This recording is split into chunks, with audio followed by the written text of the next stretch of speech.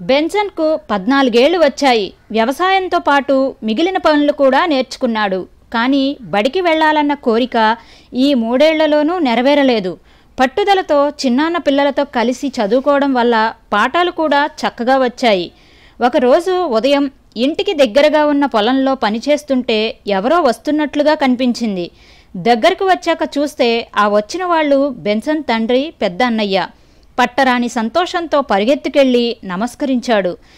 John cycle దిగేసరికి Joseph ఎదురు వచ్చి వాళ్లకు సాదరంగా నమస్కరించాడు.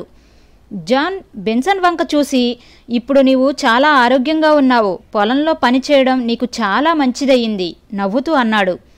కుశల ప్రశ్నలు అయ్యాక జాన్ అసలు తాను ఎందుకు వచ్చింది తమ్ముడితో చెప్పాడు. బెన్సన్ను తీసుకువెళ్లాలనే ఉద్దేశంతో వచ్చాడు. తండ్రి చిన్నాన్న మాట్లాడుకుంటుంటే బెన్సన్ చాటు నుంచి విన్నాడు. అతని ఆనందానికి అవధుల్లేవు. ఇంటికి వెళితే అమ్మను చూడవచ్చు, ఒకవేళ వీలైతే బడికి కూడా వెళ్ళవచ్చు. పనిచేస్తున్నాడన్న మాటే గాని మనస్సు మాత్రం గాలిలో తేలిపోతుంది. ఆ రాత్రి భోజనాల సమయంలో ఆ సంగతి చెప్పారు. మరుసటి రోజు ఉదయమే బెన్సన్ ప్రయాణానికి సిద్ధపడాలని ఆ రాత్రి బెన్సన్ నిద్రపోలేదు. వాళ్ళ అన్నయ్యను ఎన్నో ప్రశ్నలు అడిగాడు. అమ్మ ఎలా ఉంది, తమ్ముళ్ళు చెల్లెళ్ళు ఎలా ఉన్నారు, ఏ బడికి వెళ్తున్నారు, ఎన్నో ఆలోచనలతో ఆ రాత్రి బెన్సన్కు సరిగా నిద్రపట్టలేదు. ఉదయమే లేచి బెన్సన్, అన్నయ్య, తండ్రి ముగ్గురు కలిసి సొంతూరు బయలుదేరారు. జోసెఫ్ పిల్లలకు మాత్రం బెన్సన్ వెళ్ళిపోవడం ఇష్టం లేదు. ఎందుకంటే ఇంకా వాళ్లకు కథలు చెప్పేవారు ఎవరూ ఉండరు. ఇంటికి రాగానే బెన్సన్ పరుగెత్తుకుని వెళ్ళి తల్లిని కౌగిలించుకున్నాడు. చాలా కాలం తరువాత కొడుకుని దగ్గరకు తీసుకుని, ఎంత పొడవు ఎదిగిపోయావు నాయనా, చిన్నవాడుగా ఉన్నప్పుడు వెళ్ళావు, ఇప్పుడు పెద్దవాడు అయ్యావు అంది. చాలా కాలానికి మరలా ఇంటికి వచ్చిన కొడుకును తనివి తీరా చూసుకుంది.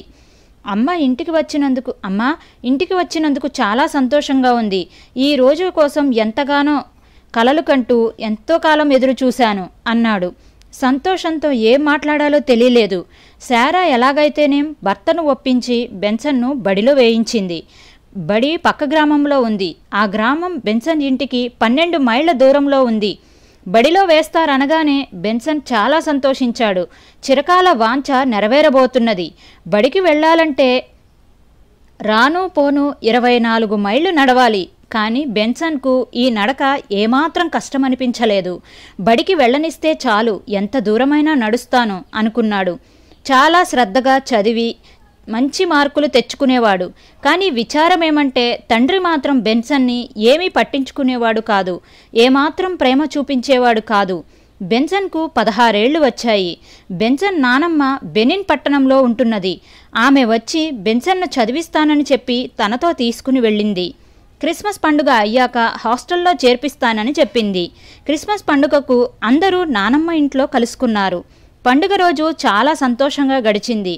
ఆ రోజు బెన్సన్ మామయ్య కూడా ఊరు నుంచి వచ్చాడు. ఆయన సైన్యంలో ఉద్యోగం చేస్తున్నాడు. ఆయనంటే బెన్సన్కు చాలా ఇష్టం. పండుగ సందడి అంతా అయిపోయాక బెన్సన్కు అకస్మాత్తుగా గుర్తుకొచ్చింది మర్నాడే తన ప్రయాణమని. కానీ ప్రయాణానికి తన దగ్గర డబ్బులు లేవు. ఎలాగోలాగా ప్రయాణం ఖర్చులు సంపాదించుకుని ఉంటాళ్లే అని వాళ్ళ నానమ్మ అనుకుంది. బెన్సన్కు ఏం చేయాలో తోచలేదు. వాళ్ళ నాన్నమ్మ అప్పటికే ఎంతో కష్టపడి తనకున్న కొద్దిపాటి డబ్బులు ఫీజు కట్టింది. మరలా ప్రయాణానికి కూడా ఆమెనే డబ్బులు అడగడానికి బెన్సన్కు మనస్కరించలేదు. కానీ వెళ్ళకపోతే తను చదువుకోవడం ఎలా? నిశ్శబ్దంగా వెళ్ళి ఒక చెట్టు కింద కూర్చుని ఏడుస్తున్నాడు. ఎంతో కాలంగా చదువుకోవాలని కలలు కన్నాడు. కలలన్నీ కళ్ళలాగానే మిగిలిపోతాయని భయం. అంతలో వాళ్ళ మామయ్య అటుగా వచ్చి ఏడుస్తున్న బెన్సన్ను చూసి కారణం అడిగాడు. బెన్సన్ కారణం చెప్పాక ఆయన వెంటనే ప్రయాణానికి కావలసిన డబ్బు తీసి ఇచ్చాడు. చదువు మీద ఆ అబ్బాయికి ఉన్న శ్రద్ధ చూస్తే ఆయనకు చాలా ఆశ్చర్యం వేసింది. బెన్సన్ ఎంతో కృతజ్ఞతతో వందనాలు చెప్పాడు. మర్నాడే బయలుదేరి స్కూల్లో చేరాడు. స్కూల్లో చదువు ముగించాక కూడా బెన్సన్ వాళ్ళ నానమ్మ దగ్గరే ఉండిపోయాడు. ఆమె కూడా ధనవంతురాలు ఏమీ కాదు. అందుకని బెన్సన్ వార్తాపత్రికలమ్మి డబ్బులు సంపాదించేవాడు. అందులో కొంత నాన్నమ్మకు ఇచ్చి మిగిలింది జాగ్రత్తగా దాచుకునేవాడు. అలా కొంతకాలం కూడబెట్టాక ఆ డబ్బుతో కొత్త బట్టలు, కొత్త చెప్పులు కూడా కొనుక్కున్నాడు.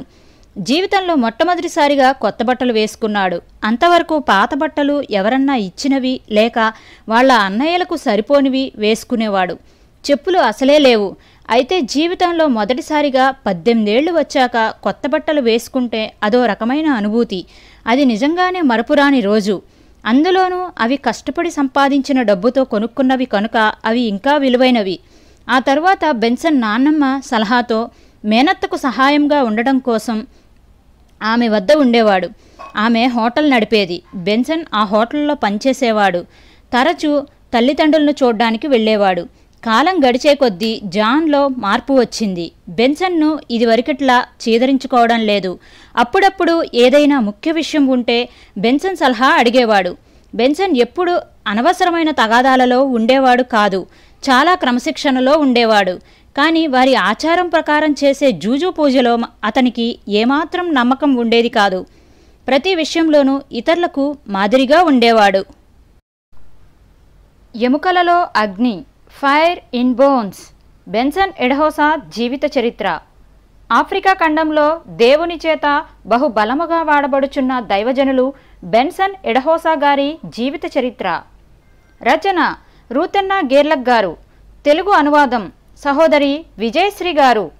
ఈ పుస్తకాన్ని ముద్రించిన వారు brother P Raju garu, Sharon christian book centre, Cheedilapora, Ramaraopeta, Kakinada, Andhra Pradesh.